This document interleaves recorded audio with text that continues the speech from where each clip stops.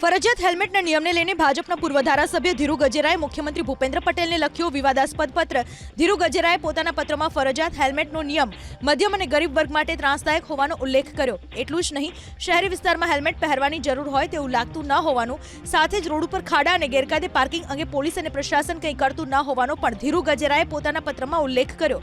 ધીરુ ગજેરાએ પોતાના પત્રમાં વધુમાં કહ્યું કે ગરમી શરૂ થશે ત્યારે લોકો હેલ્મેટને લઈને વધુ હેરાન થશે। દરેક વ્યક્તિ કોઈને કોઈ દવા લેતી હોય છે, જેથી હેલ્મેટથી લોકોને તકલીફ થાય છે। રાજકોટ શહેરના વોર્ડ નંબર 10 માં અશાંત ધારો લાગુ કરવા માંગ ભાજપ ધારાસભ્ય ડોક્ટર દર્શિતાબેન શાહે જિલ્લા કલેક્ટરને રજૂઆત કરી કે વોર્ડ નંબર 10 ની તિરુપતિ સોસાયટી, બ્રહ્મ સમાજ સોસાયટી, જીવનનગર, દેસાઈ દેવળ સોસાયટી, સૌરાષ્ટ્ર કલા કેન્દ્ર, પ્રકાશ સોસાયટી, અમી પાર્ક, બાલ મુકુંદ પ્લોટ, શિવસંગમ સોસાયટી અને અમૃતા સોસાયટીમાં અશાંત ધારો લાગુ કરો। વોર્ડ નંબર 2 માં અશાંત ધારાની અમલવારી ન થતી હોવાની પણ રજૂઆત કરાઈ।